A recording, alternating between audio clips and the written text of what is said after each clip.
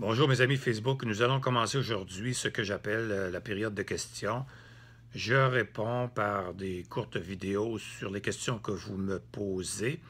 Aujourd'hui, vous voulez savoir ce que je pense du Brexit, soit le vote qui a eu lieu par référendum pour que la Grande-Bretagne puisse sortir de l'Union européenne. Ma première réaction, c'est une leçon qu'on vient de recevoir. Nous, au Québec, une leçon de courage, une leçon de démocratie, comment exercer notre démocratie par référendum, de ne pas avoir peur des référendums. Mais un mot qui revient dans ma réflexion, c'est le mot victoire. C'est la victoire du peuple anglais sur son élite politique, sur son élite économique, sur son élite journalistique, etc. La deuxième victoire, c'est la victoire du courage sur la peur. On a fait peur aux Anglais.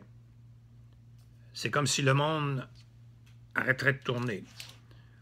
On leur a dit qu'on déstabiliserait l'Europe particulièrement.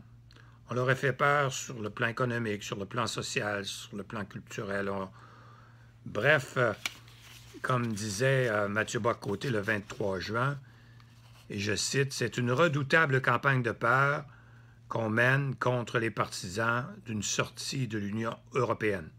On les accuse de vouloir appauvrir le pays, de le couper du monde, de le condamner à la marginalité. » Fin de la citation.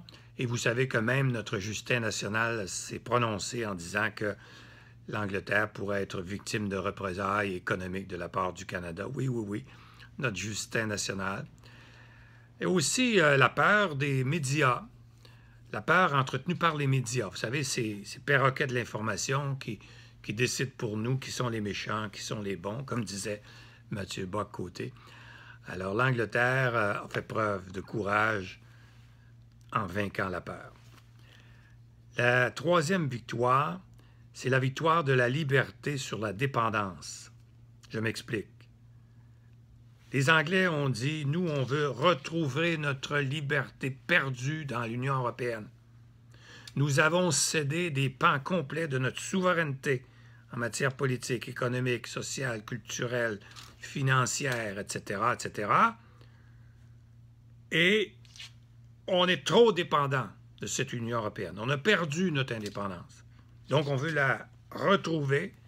Voilà pourquoi on a choisi par référendum la liberté plutôt que la dépendance à l'Union européenne.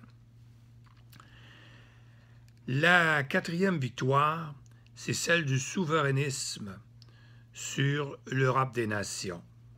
Qu'est-ce que ça veut dire? Le souverainisme, une théorie politique qui s'est développée au fil des ans, où les nations veulent protéger le plus possible leur souveraineté ou leur indépendance.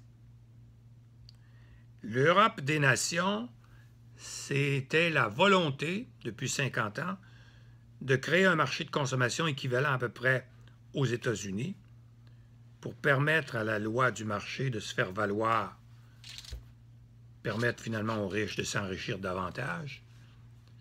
Et l'Angleterre a dit, ça ne marche plus.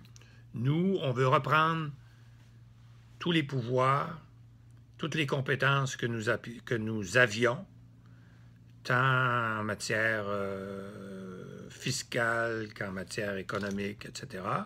Tous les pouvoirs politiques, juridiques, économiques, financiers.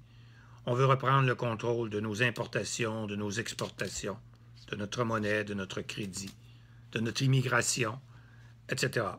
Alors, c'est pour ça qu'on a dit, le peuple a dit majoritairement, malgré toutes les peurs, on retourne à la bonne vieille Grande-Bretagne du passé. Mais cela ne signifie pas qu'on ne sera pas unis à l'Europe. On ne sera pas unis dans l'Europe, mais on sera unis à l'Europe par un traité d'alliance quelconque. C'est la même chose ici, au Québec.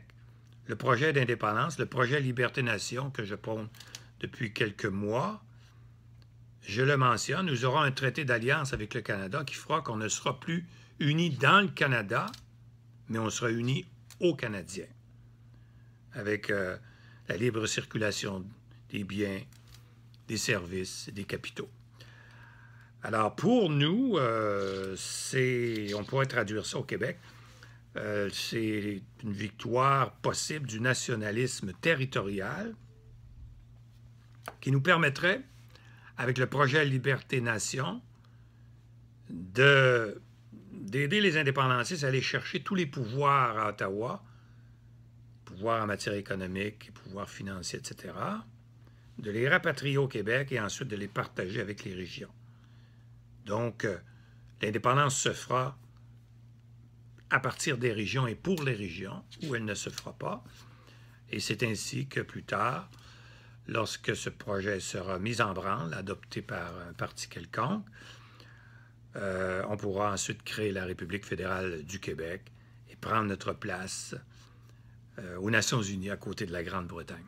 Alors, bravo la Grande-Bretagne, leçon de courage, donc la victoire du peuple sur ses gouvernements, victoire du courage sur la peur, victoire de la liberté sur la dépendance et victoire du souverainisme sur l'Europe des nations. Bravo. Et n'oubliez pas de m'envoyer d'autres questions et à bientôt.